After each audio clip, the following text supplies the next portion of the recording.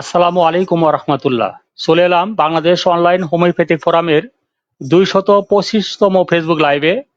আমরা বরাবরের মতোই আমাদের শ্রদ্ধেয় প্রধান উপদেষ্টা ডাক্তার মোহাম্মদ নজরুল ইসলাম ভূঁইয়া স্যারকে নিয়ে প্রতি সপ্তাহের সোমবারে আমরা যে লাইভটি করতেছিলাম সেই লাইভের সামান্য একটু বিচ্যুতি ঘটেছে স্যারের অসুস্থতাজনিত কারণে। ডাক্তার নজরুল ইসলাম ভূঁইয়া স্যার অসুস্থ হয়ে পড়ার কারণে আমরা স্যারকে কয়েক সপ্তাহ ধরে পাচ্ছি না। এই জন্য এই গ্যাপটি পূরণ করার জন্য আমরা আজকে একজন বিশেষ অতিথিকে নিয়ে আজকের এই লাইভ শুরু করেছি। আমরা আশা করতেছি আমাদের নজরুল ইসলাম ভূঁইয়া স্যার যদি সুস্থ হয়ে ওঠেন তাহলে আগামী সপ্তাহ থেকেই তিনি আমাদের এই লাইভ কন্টিনিউ করবেন বলে আশা করছি। প্রিয় বন্ধুরা, আমরা ইতিমধ্যেই ঘোষণা করেছি আজকের এই ফেসবুক লাইভটি একটি বিশেষ ফেসবুক লাইভ, কারণ এই ফেসবুক লাইভের মাধ্যমে আমরা কম্পারেটিভলি আমরা ম্যাটেরিয়া মেডিকার গুরুত্বপূর্ণ ঔষধ নিয়ে আলোচনা করব। আজকে কম্পারেটিভ ম্যাটেরিয়া মেডিকা থেকে লিউকেরিয়ার এই অংশটুকু আমরা আলোচনা করব। সেই আলোচনার মধ্যে আমাদের যিনি অতিথি হিসাবে উপস্থিত আছেন তিনি একজন রেপার্টরি বিশেষজ্ঞ এবং তিনি সফটওয়্যারের মাধ্যমে রেপার্টরি দিয়ে একক ঔষধ নির্বাচন করার জন্য বাংলাদেশে তিনি অত্যন্ত জনপ্রিয় এবং তিনি আমাদের সাথে আজকে সংযুক্ত আছেন। আমরা আশা করব স্যারের মাধ্যমে যে স্যার আমাদের আজকের এই সেশনের মাধ্যমে নিশ্চয়ই আমাদের এই কম্পারেটিভ ম্যাটারমেডিকার গুরুত্বপূর্ণ অংশটুকু আপনাদের অল্প সময়ের মধ্যে উপস্থাপনের মাধ্যমে আমাদের লিউকেরিয়া রোগীদের ক্ষেত্রে ঔষধ নির্বাচনের বিষয়টি অত্যন্ত সুন্দর হবে। এবং আপনারা অনেকে জানতে চান আমার কাছে যে আমি যে পোস্টগুলো করি সেখানে আমি স্ক্রিনশট দিয়ে থাকি। সেই স্ক্রিনশটে যে সফটওয়্যারটি দেওয়া হয় সেই সফটওয়্যারটি হচ্ছে আমাদের ডাক্তার জয়নাল আবেদিন স্যারের জিপি প্লাস হোমিও সফটওয়্যার। সেই সফটওয়্যারটাই আজকে ব্যবহার করা হবে। ঠিক সেই সফটওয়্যারের মধ্যে কিভাবে কম্পারেটিভ ম্যাটারমেডিকা আয়ত্ত করার কৌশলগুলো জানা যায় সেগুলো আজকে আলোচনায় উঠে আসবে। তাই প্রিয় বন্ধুরা, আজকের এই ফেসবুক লাইভকে অত্যন্ত গুরুত্ব দিয়ে আপনারা আজকের এই ফেসবুক লাইভটি আপনাদের বন্ধুদের মাঝে শেয়ার করে দিন, যাতে আপনাদের বন্ধুরাও আমাদের এই ফেসবুক লাইভের সাথে সংযুক্ত হতে পারে। এবং আমাদের এই ফেসবুক লাইভটি আজকে আলোচনার পরেও আপনারা যখন সুবিধাজনক সময়ে সুযোগ পাবেন তখনও আপনারা আমাদের এই ইউটিউবের মাধ্যমে এবং আমাদের এই ফেসবুক পেজ থেকে আপনারা জানতে পারবেন। আপনারা যদি আমাদের হোমিওপ্যাথিক পাঠশালা এবং বাংলাদেশ অনলাইন হোমিওপ্যাথিক ফোরামের উপদেষ্টা পরিষদের ফেস গ্রুপ এবং আমাদের বাংলাদেশ অনলাইন হোমিওপ্যাথিক ফোরামের গ্রুপ পেজে আপনারা চোখ রাখেন তাহলে সেখান থেকেও আমাদের এই লাইভটি এখন দেখতে পাবেন এবং পরবর্তীতে এই লাইভ অনুষ্ঠানটি দেখতে পারবেন। সুতরাং প্রিয় বন্ধুদের সাথে আমি আর কথা বাড়াচ্ছি না, আমি চলে যাচ্ছি আমাদের শ্রদ্ধেয় অতিথি ডাক্তার মোহাম্মদ জয়নাল আবেদিন স্যারের কাছে। স্যার, আসসালামু আলাইকুম। ওয়ালাইকুম আসসালাম ওয়া রাহমাতুল্লাহি ওয়া বারাকাতুহু। ধন্যবাদ স্যার আপনাকে। জি প্লিজ। জি স্যার, আপনাকে অত্যন্ত ধন্যবাদ যে আপনি অত্যন্ত ব্যস্ততার মাঝেও আজকে আমাদের এই লাইভ অনুষ্ঠানে উপস্থিত রয়েছেন এবং একটি নতুন কনসেপ্ট নিয়ে আমাদের সাথে সংযুক্ত হয়েছেন। আমাদের সকল চিকিৎসকগণই বিভিন্ন ম্যাটেরিয়া মেডিকা বিষয়ে আলোচনা করেন, কিন্তু কম্পারেটিভ ম্যাটেরিয়া মেডিকার আলোচনা যেমন কম হয় এবং সফটওয়্যার মাধ্যমে যে কম্পারেটিভ ম্যাটেরিয়া মেডিকা আয়ত্তর যে একটা কৌশল সেটা আপনার মাধ্যমে আমরা আজকে এই দর্শকদের জানানোর জন্য চেষ্টা করব। এর মাঝে মাঝে যদি আপনি আমাকে সুযোগ দেন তাহলে আমার অভিজ্ঞতা থেকে যে সকল কেসগুলোকে আমি সফলতার মাধ্যমে আমার চিকিৎসা জীবনে সফলতা পেয়েছি ঠিক সেই কেসগুলো আপনার সাথে মাঝে মাঝে শেয়ার করবো ইনশাল্লাহ। প্রিয় বন্ধুরা, আপনারা আমাদের এই ফেসবুক লাইভটি সকল বন্ধুদের কাছে শেয়ার করে দিন। স্যার, আসসালামু আলাইকুম, আপনি শুরু করবেন স্যার। ওয়ালাইকুম আসসালাম ওয়া রাহমাতুল্লাহ। জি, অনেক ধন্যবাদ স্যার আপনাকে, আপনি আমাকে এই আপনার এই সুন্দর প্ল্যাটফর্মে সুযোগ দেওয়ার জন্য। আমি সরাসরি আলোচনায় চলে যাচ্ছি। এখানে স্যার যেমনটি বলছিলেন ওনার উপস্থাপনা শুরুতে আর কি সূচনা বক্তব্যে যে একটি নতুন বিষয়টা অ্যাকচুয়ালি আমরা করে থাকি বিভিন্নভাবে, বিভিন্ন ফোরাম, বিভিন্ন ফর্মে। তো রেপার্টরির মাধ্যমে বা সফটওয়্যারের মাধ্যমে কম্পারেটিভ ম্যাটেরিয়া মেডিকেল আলোচনা খুব একটা চোখে পড়ে না। ইন্ডিভিজুয়ালি কেউ হয়তো বলে থাকেন যে কম্পারেটিভ ম্যাটেরিয়া মেডিকেল কি, তো আমরা আজকে এটা দেখানোর চেষ্টা করব এই সফটওয়্যারটির সাহায্যে। এই সফটওয়্যারটি হচ্ছে classical plus homeopathy online software. সংক্ষেপে বলি সফটওয়্যারটি সম্পর্কে। এটি মূলত সিনথেসিস এবং ক্যান্ট রেপার্টরির ইংরেজি ভার্সন এখানে দেওয়া আছে এবং বাংলা অনেকগুলোই করা হয়েছে, অর্থাৎ ইম্পর্টেন্ট প্রায় সব লক্ষণেই বা রুব্রিক্সে এখানে বাংলা করা আছে। এছাড়াও ম্যাট্রিয়ামেটিকার অলমোস্ট সব ওষুধই এখানে আছে বাংলা এবং ইংরেজিতে। তো আজকে যে বিষয়টি নিয়ে আলোচনা করতে চাচ্ছি সেটি হচ্ছে কম্পারেটিভ ম্যাট্রিয়ামেটিকা। এটি আমাদের এই সফটওয়্যারের নতুন সংযোজন। এখানে লগ ইন করার পর এরকম একটি পেজ আসবে, এখান থেকে এই যে সিমটম রেপার্টরি দেখা যাচ্ছে, এখানে টাচ করলে একটা ড্রপ ডাউন মেনু পাওয়া যাবে। এখানে অনেকগুলো বিষয় আছে, যেমন মেডিসিন আছে, রুব্রিক্স, অর্গানন, রত্ন ভান্ডার, এরকম করে অনেকগুলো আছে। তার মধ্যে এখানে চ্যাপ যেটা লেখা, অর্থাৎ এখানে চ্যাপ্টার ম্যাট্রিয়ামেটিকা, অ্যাকচুয়ালি এটা কম্পারেটিভ ম্যাট্রিয়ামেটিকা হবে, এটা আমরা কারেকশন করে নিব। এখানে টাচ করে এটা সিলেক্ট করে দিতে হবে, অর্থাৎ এই যে এটা চ্যাপ ম্যাট্রিয়ামেটিকা সিলেক্ট হয়ে গেল। এখন এখানে এই সার্চ বাটনে টাচ করলে আমরা এই চ্যাপ্টারে বা এই ফোল্ডারে যে সকল বিষয় আছে এন্ট্রি দেওয়া, সেটা এখানে দেখা যাবে। আর যদি আমরা এখানে সার্চ করতে চাই, সেই অপশনটাও আছে, সেটা আমরা পরবর্তীতে আলোচনা করতে পারি। তো যাই হোক, এখানে আমরা সার্চ বাটনে টাচ করলাম সিলেক্ট করার পর। তাহলে এখন দেখতে পাচ্ছি এখানে দুটি আইটেম দেখাচ্ছে, একটি হচ্ছে অ্যামেনেরিয়া আর একটা হচ্ছে লিউকেরিয়া। তো আজকে আমরা লিউকেরিয়া নিয়ে আলোচনা করব। এখানে টাচ করলে আমাদের সার্চ করতে হবে না, এখান থেকেই এই যে প্যাথোলজি, এই প্যাথোলজি নিয়ে যদি কোনো রোগী আসে, তার কি ওষুধ হবে, এখান থেকে আমরা একটা হেল্প পেতে পারি। সফটওয়্যারটি কিন্তু চিকিৎসক বা ডাক্তার নাই, কথাটা আমি বলিনি আগেই, কেননা সফটওয়্যারটা আমাদেরকে হেল্প করবে মাত্র, ডাক্তারকে তার বিচক্ষণতা দিয়েই ওষুধ সিলেকশন ফাইনাল করতে হবে। তো যাই হোক, আমরা এই লিকুরিয়া বা সাদা স্রাব এই বাটনে টাচ করলেই একটি পেজ ওপেন হবে। পেজটি ওপেন হলো টাচ করার সাথে সাথে। এখানে এই যে বিষয়টি নিয়ে আলোচনা, যে পেজ, এই পেজটি যে বিষয়ের, সেই বিষয়ের উপরে একটি সংক্ষিপ্ত বর্ণনা দেওয়া আছে, যেমন লিকুরিয়া কি, এটার সংক্ষিপ্ত একটা বর্ণনা দেওয়া আছে। এটা যেহেতু এখানে দেওয়া আছে, যারা এটা ব্যবহার করবেন এখান থেকে দেখে নিতে পারবেন। আমরা এখানে সময় দিব না আজকে, আমরা মূলত যাব এই লিকুরিয়াতে কি কি ওষুধ কাজ করে। তো যাই হোক, আমরা এখন চলে যাচ্ছি চিকিৎসার ক্ষেত্রে। এখানে বলা হচ্ছে হোমিওপ্যাথিতে লিকুরিয়া বা সাদা স্রাব নিরাময়ের ক্ষেত্রে বহু আমাদের হোমিওপ্যাথিক ওষুধ আছে, তার মধ্যে sepia, pulsatilla, calcarea carb, creosote, alumina, borax, natrum mur, এইগুলো উল্লেখযোগ্য। আচ্ছা, এগুলোর মধ্য থেকে আমরা আজকে কয়েকটা ওষুধ যেগুলো উল্লেখযোগ্য আছে সেগুলো নিয়ে আলোচনা করব। যেমন লিউকেরিয়া নিয়ে যদি কোনো পেশেন্ট আসে, তার মধ্যে এই লক্ষণগুলো যদি পাওয়া যায়, যে প্রধান লক্ষণগুলো হচ্ছে এই এলুমিনা ওষুধের ক্ষেত্রে প্রচুর, মানে ইয়াটা হবে প্রচুর, সাদা স্রাবটা স্বচ্ছ এবং ক্ষতকর। এটা এতটাই বেশি হবে যে গোড়ালি পর্যন্ত গড়িয়ে যাবে। এটা কিন্তু এলুমিনার কথা বলছি। যদি গোড়ালি পর্যন্ত গড়িয়ে পড়ে সাদা স্রাবটি, তাহলে এটি এলুমিনার ক্ষেত্রে প্রযোজ্য, এই ওষুধটির ক্ষেত্রে।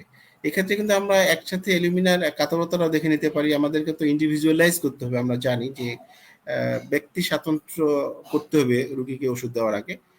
আচ্ছা, এরপরে কি হচ্ছে, এটি দিনের বেলায় বৃদ্ধি পায়। যদি লিকুরিয়াটা দিনের বেলায় বেশি থাকে এবং ঠান্ডা পানি দিয়ে বা জল দিয়ে আক্রান্তস্থান ধুলে এটা বেড়ে যায়।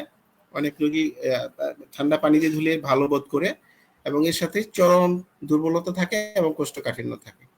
আচ্ছা, এই যে এই কটা লক্ষণ, এই কটা লক্ষণ নিয়ে যদি কেউ আসে, তাহলে তার জন্য এলুমিনা হবে, যদি এটা শীতকাতর থাকে এই রোগীটি। আচ্ছা, এইটি হলো, আমরা বাংলা ইংরেজি দুটি পাশাপাশি দেওয়া আছে। এছাড়াও আরো কিছু ইম্পর্টেন্ট লক্ষণ আছে এলুমিনা রিলেটেড, যেমন কষ্টদায়ক হলুদ বা স্বচ্ছ লিকুরিয়া বা যা গোড়ালি পর্যন্ত যাবে, আর এটা হচ্ছে দীর্ঘস্থায়ী, যেটা অনেক দিন ধরে আছে যে লিকুরিয়াটা, বা যা ঘন ও আঠালো এবং দুর্বলতা ও শুষ্কতার সৃষ্টি করে, এইরকম যদি প্যাথোলজি থাকে, এইটা এলুমিনার জন্য প্রযোজ্য। এছাড়াও আরেকটি বিষয় আছে যে শ্রোণী অঞ্চলে বা পেলভিক রিজিয়নে তার একটা উইকনেস থাকবে এবং কোষ্ঠকাঠিন্যতা থাকতে পারে। তাহলে এটি আমরা দেখে নিলাম রোগীর এলুমিনা রোগী হলে কি রকম লক্ষণ থাকবে তার এই সাদা স্রাবে। আচ্ছা, এরপরে এখানে কিন্তু আমরা বাংলা ইংলিশ দুটি দিয়েছি, যেহেতু এটা ইন্টারন্যাশনাল সফটওয়্যার, এটা যারা বাংলা জানে না তাদের জন্য এটা করা হয়েছে। আর তাছাড়া এটা আমাদের যারা বাঙালি তাদের জন্য দুটা হলে ভালো হয়, ইংলিশ বাংলা দুটা হলে ভালো হয়। এখানে রেফারেন্স দেওয়া আছে, আমরা এই তথ্যগুলো কোত্থেকে নিয়েছি, ডক্টর হ্যানিম্যানের লেখা থাকে, নেওয়া হয়েছে ক্যান্ট, বোরিক, নেশ, এটা আপনারা জানেন, এখানে দেওয়া আছে। এখানে জাস্ট এই যে এলুমিনাতে যে লক্ষণগুলো বলা হলো সাদা স্রাবের, এগুলো এই সব বই থেকে নেওয়া হয়েছে। আচ্ছা, এইবারে বোরাক্স ভেনাটার বা বোরাক্সের এলুমিনার লক্ষণ কি সেটা আমরা এখান থেকে এক নজর দেখে নিতে পারি। এক্ষেত্রেও কিন্তু এটি শীতকাতর, এই বোরাক্সের রোগী হলে সেটা শীতকাতর হবে, এটা দেখবো। এবং বোরাক্স সেই ধরনের শ্বেত প্রদরের জন্য নির্দেশিত যা দেখতে হুবহু ডিমের সাদা অংশের মতো, স্বচ্ছ, আঠালো এবং প্রচুর পরিমাণে নির্গত হয়। একটি অনন্য মূল লক্ষণ হচ্ছে এই বোরাক্সের এই ক্ষেত্রে গরম জল গড়িয়ে পড়ছে এমন একটা মনে হবে, এমন একটা অনুভূতি থাকবে। আর এটি প্রায় 2 মাসিকের মধ্যবর্তী বা 2 সপ্তাহে বৃদ্ধি পায়। এই লক্ষণগুলি যদি পাওয়া যায় রোগীকে ইন্টারভিউ করার সময় তার সাদা স্রাব বিষয়ে, তাহলে আমরা এই বোরাক্সের কথা চিন্তা করব ডেফিনেটলি। অবশ্যই এর সাথে অন্যান্য বিষয়গুলো আরো আছে যেটা আমরা এখানে দেওয়া আছে, এখানে দেখে নিতে পারি। যেমন সিঁড়ি দিয়ে নিচে নামতে গেলে তার একটা অসুবিধা হয় বা ভয় হয়। আর এই বোরাক্সের ক্ষেত্রে সাধারণত তরুণী মেয়েদের মধ্যে বেশি দেখা যায়। আর ডিমের মতো, এটা তো বললামই। এটি হলো বোরাক্স। আমি খুব সংক্ষেপে যাচ্ছি, কেননা বেশ কয়েকটি ওষুধ আছে, যেহেতু আলোচনা বেশি দীর্ঘক্ষণ করলে অনেকে বিরক্ত হয়, এই জন্য আমরা ডিটেলস যাব না। এটা শুধু সিস্টেমটা দেখাচ্ছি কিভাবে এই সফটওয়্যারের সাহায্য আমরা নিতে পারি। তাহলে এটা আমাদের কিন্তু মুখস্থ রাখা সম্ভব না এতগুলো বিষয়, এটা এই ক্ষেত্রে সফটওয়্যারের হেল্প নিয়ে আমরা খুব সহজেই রোগীকে প্রেসক্রাইব করতে পারি। আর এটিতে একইভাবে এরকম রেফারেন্স দেওয়া আছে, এগুলি কোন কোন মেট্রামেডিকা থেকে নেওয়া হয়েছে। আমরা সবগুলোই রিলায়েবল মেট্রামেডিকা থেকে নিয়েছি, যেগুলো ওয়ার্ল্ডের অলমোস্ট সব বড় বড় ডাক্তাররাই ব্যবহার করেন। এরপরে ক্যালকেরিয়া কার্ভ। ক্যালকেরিয়া কার্ভের যদি রোগী হয় লিউকেরিয়ার, তাহলে তার কি হবে? এটিও শীতকাতর হতে হবে, কেননা ক্যালকেরিয়া কার্ভ শীতকাতর প্রথম গ্রেডের একটা রেমেডি। আর এখানে আরেকটি বিষয় বলে রাখি ফাঁকে, এখানে দেখতে পাচ্ছেন কিছু কিছু ওষুধের ক্ষেত্রে antipsoric doctor S Samuel Hahnemann লেখা আছে। এটি মানে হচ্ছে এটি আমরা যোগ করেছি সফটওয়্যারে, অর্থাৎ এই ওষুধটি হ্যানিম্যানের যে ক্রনিক ডিজিজে 48 রেমেডি দেওয়া আছে, যে অ্যান্টিসোরিক ওষুধ বলেছেন উনি, এইগুলোর একটা চিহ্নিত করেছি, আমরা চিহ্ন দিয়ে রেখেছি যে এটা হ্যানিম্যানের অ্যান্টিসোরিক ওষুধ। তার মানে এটা অনেক ইম্পর্টেন্ট একটা ওষুধ। যাই হোক, এবারে ক্যালকেরিয়া কার্ভের ক্ষেত্রে কি হবে, যে ফর্সা একটু স্থূলকায় থলথলে গড়নের ব্যক্তির জন্য এই উপযুক্ত, আর যারা শীতকাতর এবং সহজেই ঘামে, এটা আমরা জানি। আর এটার ক্ষেত্রে লিকুইয়ার ক্ষেত্রে কি হচ্ছে, যে বয়ঃসন্ধির আগে ছোট মেয়েদের এবং স্থূলকায়ী মহিলাদের শ্বেত প্রদরের জন্য এটি একটি প্রধান ওষুধ। তার মানে এখানে ছোট মেয়েদের ক্ষেত্রে এটি খুব প্রযোজ্য, মানে শ্বেত প্রদর যদি হয় বা সাদা স্রাব যদি হয়, তাহলে এটি বেশি প্রযোজ্য হবে। আর দুধের মতো সাদা হবে এই শ্বেত প্রদরটা বা সাদা স্রাবটা, একটা না নির্গত হতে থাকবে, সাথে প্রায় চুলকানি থাকবে এবং বার্নিং সেন্সেশন থাকবে, জ্বালা পোড়া থাকবে। এটি সাধারণত মাসিকের আগে বা প্রসাবের পরে বৃদ্ধি পায়।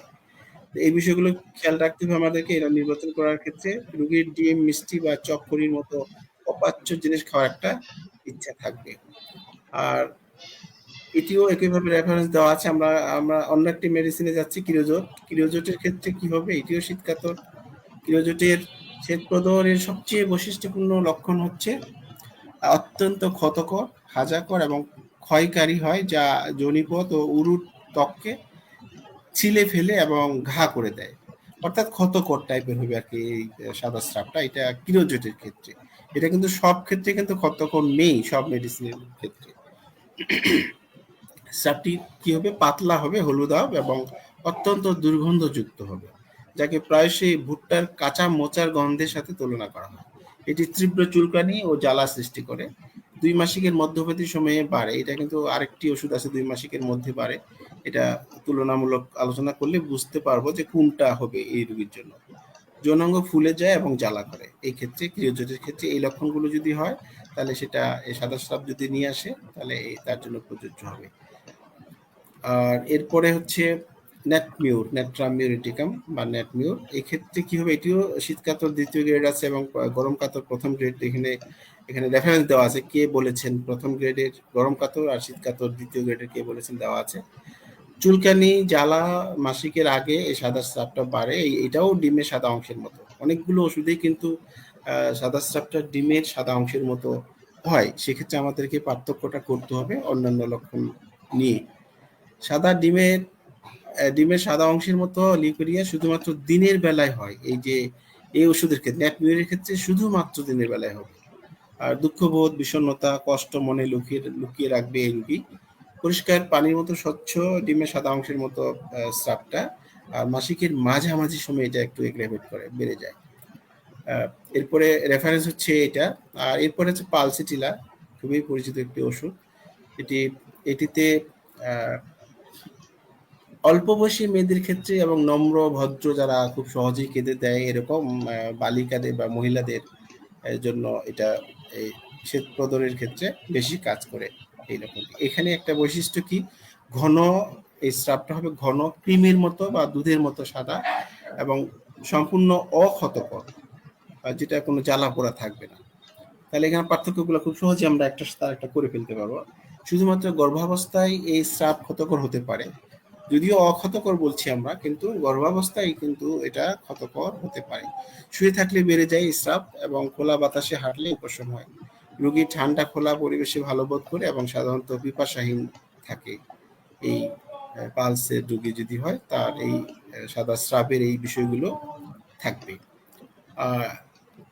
এটি অনেকগুলো বই থেকে আমরা নিয়েছি এই লক্ষণগুলো। এরপরে গ্রাফাইটিসও কিছু কিছু ক্ষেত্রে লাগে এই ধরনের সমস্যার ক্ষেত্রে।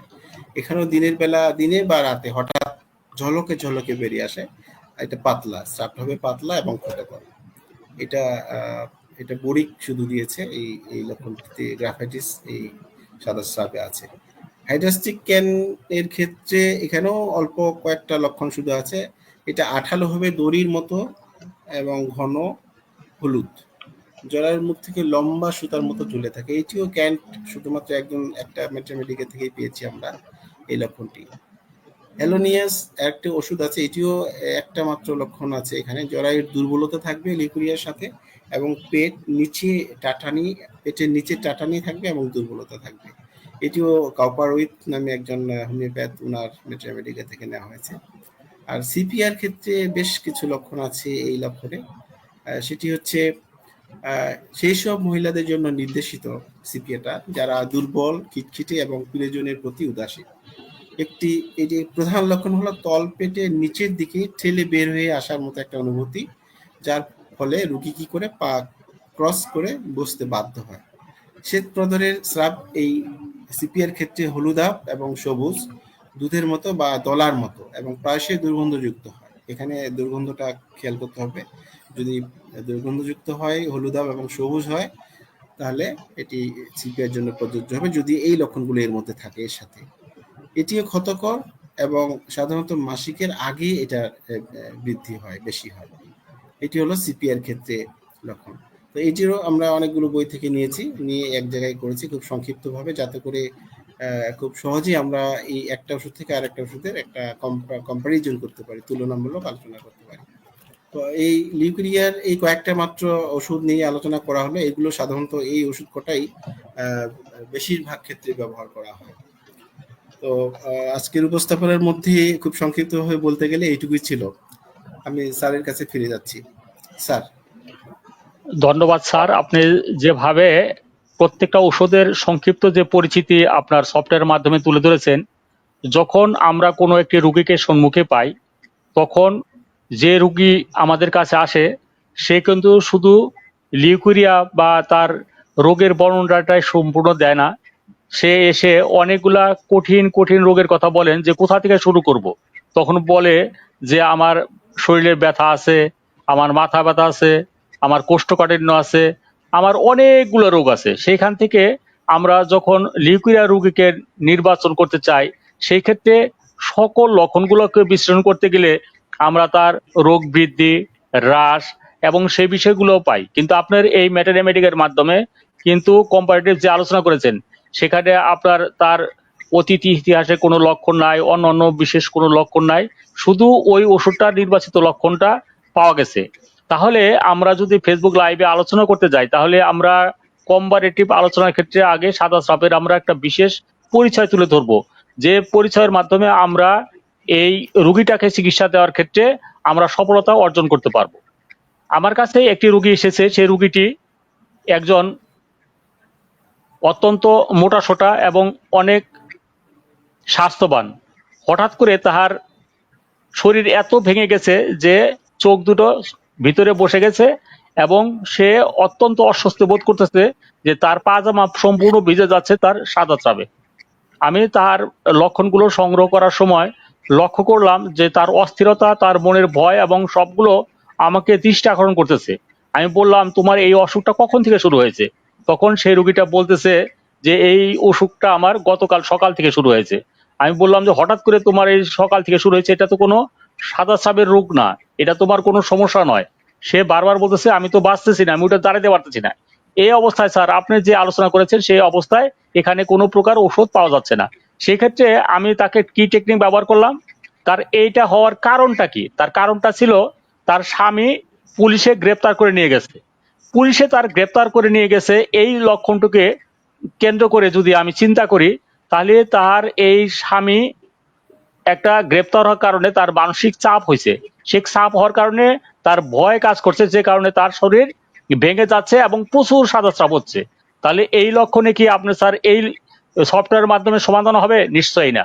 তাহলে আমরা কেস টেকিং এর সময় যখন রুগীকে অবজারভেশন করব, ঠিক সেই ক্ষেত্রে ওই রুগীকে শুধু ওই সময়ে শুধু বল সৃষ্টিকারী কিছু ওষুধ দেওয়া হয়েছে আর তাকে প্রচুর পরিমাণে পানি খাইতে বলা হয়েছে। তাকে আশ্বস্ত করা হয়েছে আপনার স্বামী কোনো চোর নয়, ডাকাত নয়, পুলিশে গ্রেপ্তার করেছে, আপনি সেখান থেকে মুক্তি হবে। বিকাল বেলায় সে আবার মুক্তি পেয়েছে, তারপরে দিন সে সুস্থ। এই যে অবস্থা, আমরা সাদা চাপের দুইটা অংশ পাই, একটা হলো শরীরবৃত্তীয় এবং একটা হলো তার পরীক্ষামূলক ভাবে তার প্যাথোলজিক্যাল রিপোর্ট। শরীরবৃত্তীয় যে সমস্যাগুলো, সেই ক্ষেত্রে আমরা সেইভাবে চিন্তা করতে হবে যে কি কারণে হচ্ছে। তার কোনো জন্ম নিয়ন্ত্রণ বড়ির কারণে হচ্ছে, তার মাসিকের পূর্বে সামান্য হচ্ছে, কিংবা তাহার বয়স বৃদ্ধির পাশাপাশি তাহার মনোবোধের সময়ের কারণে এটা হচ্ছে। এই অসুখগুলা হলো তার ফিজিওলজিক্যাল পরিবর্তন, তার শারীরিক সে পরিবর্তন। এই কারণে তার এই হরমোনের ব্যালেন্সের তারতম্যের কারণে তার সাদা চাপ হয়। ঠিক সেই ক্ষেত্রে কোনো ওষুধের প্রয়োজন হয় না, এটা আমাদেরকে বুঝতে হবে। এবং তার জন্য ম্যানেজমেন্ট শুধু দিলে, তাকে যদি সেই কারণটা দূর করা হয় এবং তার দুর্বলতা দূর করা হয়, তাহলে কিন্তু সে সহজেই ভালো হয়ে যায়। আর যে রোগগুলো আমাদের কাছে ধরা পড়ে, যেটা প্রকৃত পক্ষে আমাদের সাদা রোগী, যেটা প্যাথোলজিক্যাল রিপোর্টে পাওয়া যায় যে তার শরীরের মধ্যে কোনো রোগ সংক্রমণ হয়েছে, তার ভ্যাজাইনাল কোনো স্পট হয়েছে, তার লিকোরে হওয়ার পিছনে অন্য কোনো তার যৌন অঙ্গের আশেপাশে কোনো ক্ষত কিংবা কোনো প্রকার ইনফ্লামেশন থাকার কারণে, ছত্রাকের আক্রমণের কারণে হয়েছে। ঠিক সেই ক্ষেত্রে এই যে আমাদের স্যার যেভাবে লক্ষণগুলা এখানে উপস্থাপন করেছেন, সেই লক্ষণগুলা বিবেচনা করে এইখান থেকে সঠিক একটি ঔষধ আনতে হবে। তাহলে আমি এই যে সংক্ষিপ্ত সময়ে কথাগুলো বললাম, সেই কথাগুলো থেকে আপনারা নিশ্চয়ই বুঝতে পারছেন যে একটি রুগী যখন আমাদের কাছে আসে, সেই রুগীটাকে আরোগ্য দেওয়া আমাদের চ্যালেঞ্জ। সেই ক্ষেত্রে প্রথমে আমরা নির্বাচন করব রোগটা কোন পর্যায়ের রোগ। সেই পর্যায় থেকে তাহার লিউকেরিয়ার যে ক্ষতকারী অবস্থা, দুর্গন্ধযুক্ততা, তাহার যে মানসিক অবস্থা, এই সকল লক্ষণগুলোকে আমাদের বিবেচনা করতে হয়। তাহলে আমাদের সফলতার জন্য প্রথম যেটা প্রকৃত পক্ষে এটা লিউকেরিয়া রোগী নয়, সেটাকে পৃথক করা, তাদের জন্য ব্যবস্থাপনা দেওয়া, তার প্রচুর পরিমাণে পানি খাইতে দেওয়া, তাকে স্বাস্থ্যকর তরল খাবার দেওয়া, তাতেই সে ভালো হয়ে যাবে। কিন্তু দ্বিতীয় স্টেপে যেটা পরীক্ষা দ্বারা প্রমাণিত হয় যে সে দুর্গন্ধযুক্ত চাবের সাথে সম্পর্কযুক্ত, সেখানে চুলকানির সাথে সম্পর্কযুক্ত এবং তার মানসিক অবস্থার সাথে সম্পর্কযুক্ত, তার বিভিন্ন অর্গানের মধ্যে তার বিভিন্ন রোগ বা ক্ষত হওয়ার কারণে এই রোগগুলা দেখা দিচ্ছে, সেইগুলা চিকিৎসা না করলে এই রোগীকে আরোগ্য দেওয়া যায় না। এই বিষয়গুলো বিবেচনা করলে আর আমাদের শ্রদ্ধেয় জয়নাল আবেদিন স্যারের এই সফটওয়্যার মাধ্যমে এই যে লক্ষণগুলা কম্পারেটিভ আলোচনা করলে আমরা রোগীর ক্ষেত্রে আমরা সফলতা পেতে পারি সহজেই। আমরা স্যারের কাছে আমি যে ব্যাখ্যাগুলো করলাম, সেই বিষয়গুলো স্যার নিশ্চয়ই আরো গুরুত্বের সাথে বিবেচনা করে এই সফটওয়্যারকে আরো উন্নত করবেন, সেটা স্যারের কাছে আহ্বান জানাচ্ছি। এবং আমাদের এই আজকের আলোচনা দ্বারা স্যার আরো আমাদের কি নির্দেশনা দেবেন সেটা শুনলে আমরা আজকের ফেসবুক লাইভ এখানে শেষ করবো ইনশাআল্লাহ। Sir please. ধন্যবাদ স্যারকে। অনেকগুলো বিষয় উনি এখানে যোগ করেছেন, যেটা আসলে দরকার। মানে আমরা কোয়ালিটি ট্রিটমেন্ট দিতে হলে এই বিষয়গুলো আমাদের মাথায় রাখতে হবে। আমরা শুরুতে যেটা বলেছিলাম আমি, যে এটা হচ্ছে যে একটা কম্পারিজন আর কি, জাস্ট কম্পারেটিভ ম্যাটার আমেরিকা, এটা এই সফটওয়্যারটা ডাক্তার না সেটাও বলেছি। তো স্যারের যে সাজেশন গুলো, যে এই যেমন একটা উদাহরণ উনি দিলেন, হঠাৎ করে অসুস্থ হয়েছেন, এই ক্ষেত্রে কিন্তু এই বিষয়গুলো আমাদেরকে অবশ্যই বিং এ ফিজিশিয়ান মাথায় রাখতে হবে। এটা এর কোনো বিকল্প নেই। শুধু সফটওয়্যারের উপর ডিপেন্ড করলে হবে না, আমাদেরকে অনেক বিষয় জানতে হবে, বিচক্ষণ হতে হবে, তবেই আমরা রুগীকে আরোগ্য দান করতে পারবো আল্লাহর রহমতে। তো স্যারের সাজেশনগুলো আমি নোট নিয়েছি। এটা এই যেমন এখানে একটা ওষুধের কথা যদি বলি, যে এলুমিনার কথা ধরলাম, যে এই ক্ষেত্রে কিন্তু আমরা এনেছি যে এটার রুগীকে আলাদা করার জন্য একটা কাতরতার বিষয়টা নিয়ে এসেছি, এবং কিছু কিছু অন্যান্য লক্ষণ এসছি আমরা এখানে। হ্রাসবৃদ্ধিটা প্রত্যেকটা ওষুধের ক্ষেত্রে হ্রাসবৃদ্ধি বা মডালিটি আমরা এখানে যোগ করতে পারি, তাহলে এটার মানটা আরো বাড়বে। আরেকটা জিনিস খেয়াল করতে হবে, একটা ওষুধ তো অনেক বড়, সবগুলো আনলে কিন্তু এটা ক্লামজি হয়ে যাবে, এটা তখন আর এখান থেকে বেঁচে মানে কি বলবো, সিদ্ধান্ত নেওয়া অনেক কঠিন হয়ে যাবে। সেই জন্য আমরা কি পয়েন্ট যেগুলো জিস্ট যেটা, সেগুলো আনার চেষ্টা করেছি, যাতে করে আমরা কম্পারিজনটা খুব সহজে করতে পারি। তারপর স্যারকে অনেক অনেক কৃতজ্ঞতা যে উনি কিছু পয়েন্ট আউট করেছেন, যেগুলো আমরা এই সফটওয়্যারে যোগ করলে এটার মানটা আরো বাড়বে। এই ক্ষেত্রে আমরা স্যারের পরামর্শগুলো ইনশাল্লাহ এই সফটওয়্যারে কাজে লাগাবো, বা এটা ইনকর্পোরেট করে নেবো ইনশাল্লাহ। আর এছাড়া এটা তো একটা পার্ট বললাম শুধু, যে অনেকেই সার্চ করতে ঝামেলা বোধ হয় অনেকের, কেউ কেউ এই ধরনের একটা কম্পারিজন চায় খুব সহজেই, যাতে করে ইউজার ফ্রেন্ডলি হয়। তো সেই চাওয়া থেকে মূলত আমরা এই বাটনটা যোগ করেছি এখানে। যে আদার্সে যে এখানে আদার্সে যে আমরা এখানে একটা এই বাটনটা এখানেই পাবো, আমরা এখান থেকে নিয়ে এসেছি আপাতত। যে এখানে যে এখানে কিন্তু আমরা 300 বা 3 শতাধিক এরকম রোগ অবস্থা বা প্যাথোলজি থাকবে, এটা অ্যালফাবেটিক্যাল অর্ডারে থাকবে। আমরা এটা কাজটা শুরু করেছি, আশা করছি খুব শিগগিরই এটার এই সংখ্যাটা বাড়বে। তো যাই হোক, আমার মনে হয় যে এটা আপনাদের যারা শুনছেন, আপনাদের যদি কোনো পরামর্শ থাকে আমার স্যারকে জানাবেন, বা আমাদের এই ফেসবুকে কমেন্টে জানাবেন। আমরা আপনাদের পরামর্শ অনুযায়ী এই সফটওয়্যারটার মান বাড়ানোর জন্য সচেষ্ট থাকব। তো এই পর্যন্ত স্যার আমার ব্যাখ্যা। ধন্যবাদ স্যার। জি স্যার, ধন্যবাদ স্যার। আমরা যে বিষয়টা সবচেয়ে গুরুত্বপূর্ণ মনে করি, সেটা একজন ডাক্তারকে অবজারভেশন করার জন্য যে যোগ্যতা, এই যোগ্যতাটা অর্জন করতে হবে। সেই ক্ষেত্রে যেমন আমার সফটওয়্যার আমাকে হেল্প করতে পারে। আমি এখানে চ্যাট জিপিটি যদি আমি এখানে একটা সার্চ দেই, আমি শুধু আজকে এইগুলো স্টাডি করেছি যে লিউকেরিয়ার উপর কি করা যায়। আমি চ্যাট জিপিটিকে যদি কম্পিউটারকে জিজ্ঞাসা করি যে এআই তারা কি জবাব দেয়।